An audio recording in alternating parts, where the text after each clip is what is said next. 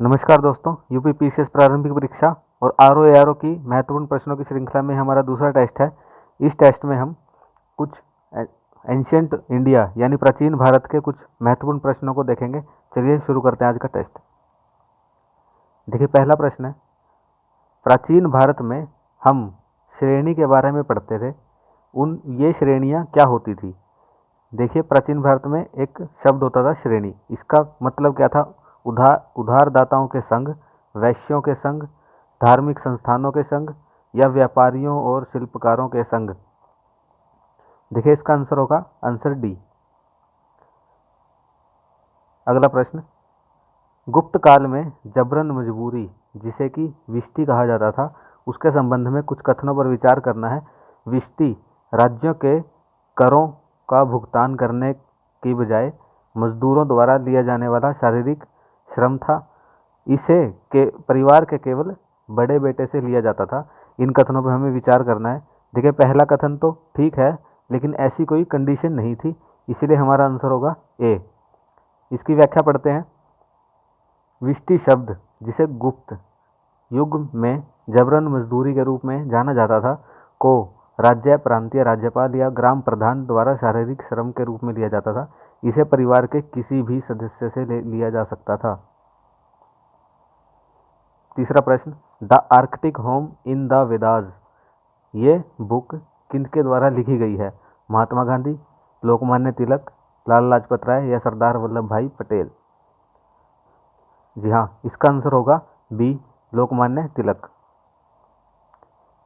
देखिए, लोकमान्य गंगाधर तिलक जी ने the Arctic home in the Vedas और गीता रहस्य, ये दो पुस्तकें लिखी। ये इंपॉर्टेंट प्रश्न है, इन पर प्रश्न बनता है। केसरी लोकमान्य गंगाधर तिलक द्वारा 1881 में स्थापित एक समाचार पत्र था। वे भारतीय स्वतंत्रता आंदोलन के प्रमुख नेता थे और जो हमारे देश के 3 रत्न थे, लाल, बाल और पाल, उनमें बाल गंगाधर तिलक जी थे।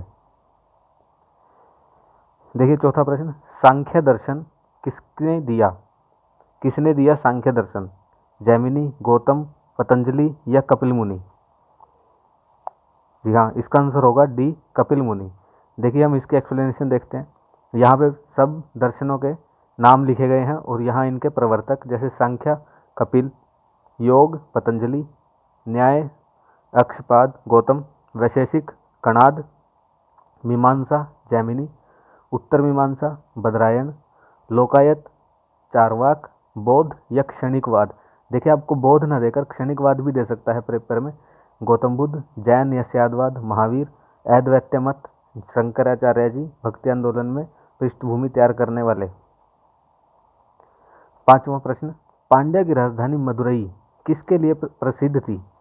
मदुरई तमिलनाडु में एक सिटी है, अभी भी वो पांड्यों की राजधानी हुआ करती थी।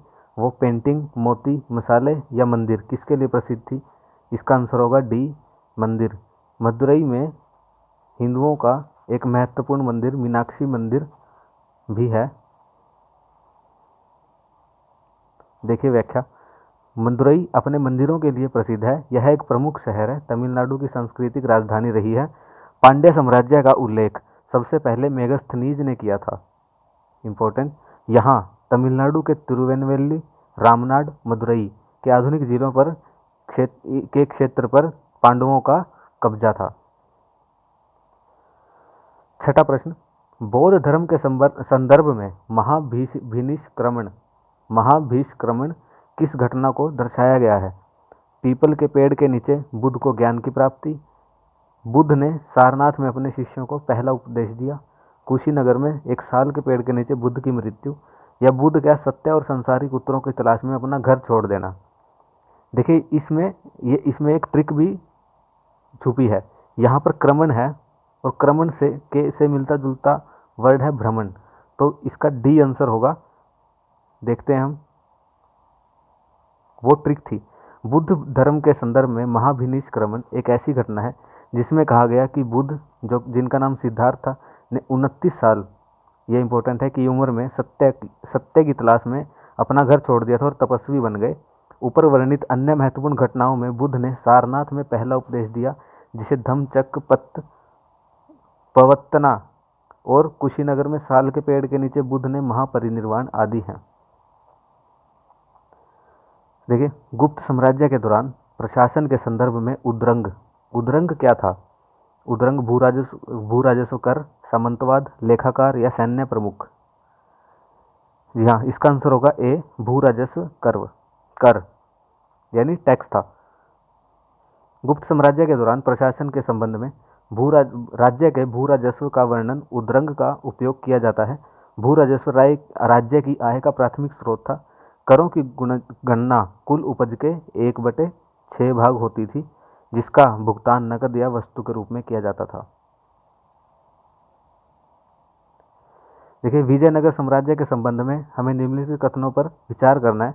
विजयनगर साम्राज्य का पहला राजा हरिहर प्रथम और अंतिम राजा श्रीरंग तृतीय था।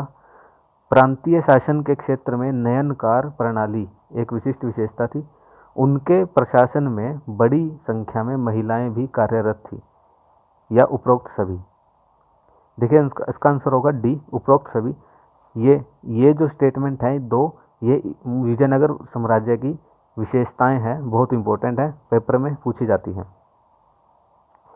देखिए, विजयनगर की स्थापना 1336 में संगम वंश के हरिहर और बुक्का ने की थी। प्रांतों में मौजूद प्रशासन को नयनकार प्रणाली कहा जाता था। यह यूरोप में सामंतवाद के समान थी। व्यवस्था के अनुसार सारी भूमि पर शासकों का स्वामित्व होता था।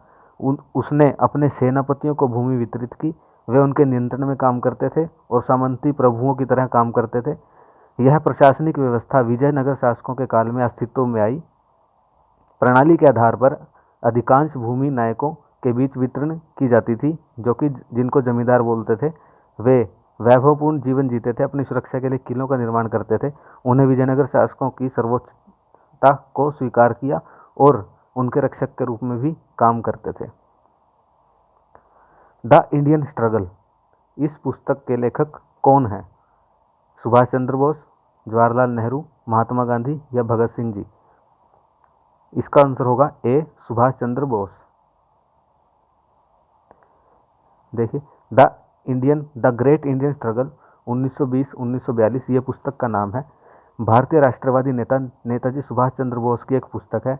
इसमें भारत पर ब्रिटिश साम्राज्य के शासन को समाप्त करने के लिए भारतीय स्वतंत्रता आंदोलन के 1920 से 1942 के इतिहास को शामिल किया गया है। ब्रिटिश औपनिवेशिक सरकार ने भारत में इसे प्रतिबंधित कर दिया था और भारत के स्वतंत्र होने के बाद ही 1948 में इसे प्रकाशित किया गया। यह पुस्तक 1900 दशक के शुरुआत की असहयोग और खिलाफत आंदोलन से लेकर 1940 के भारत छोड़ो और आज़ाद हिंद आंदोलनों तक का स्वतंत्रता संग्राम की अवधि का विश्लेषण करती है। देखते हैं आज का लास्ट प्रश्न। मौर्य काल में संस्थान और संचारी शब्द किससे संबंधित थे? डाक सेवा, जासूसी सेवा, कल्याण संगठन या परिवहन सेवा? इसका आंसर होगा बी, जासूसी सेवा। देखिए, संस्थान और संचारी दो जासूसी सेवा से संबंधित शब्द थे। संस्थान जो होता था, यहाँ न आएगा। संस्थान जो होता था वो स्थिर जासूस होते थे और जो संचारी होते थे वो एक स्थान से दूसरे स्थान पर जाते थे और जानकारी एकत्रित करते थे। ऐसे ही एक गूढ़ पुरुष नाम से गुप्तचर और गुप्त एजेंट हुआ करते थे। उस टाइम मौर्य काल में महिला भी एजेंट होती थी, जिनका नाम विषकन्या होता था। तो दोस्तों, ये था आज का टेस्ट। आशा करता हूँ आपको टेस्ट पसंद आया होगा। तो अगर आपको पसंद आया तो वीडियो को लाइक ज़रूर करें और चैनल को सब्सक्राइब करें। धन्यवाद।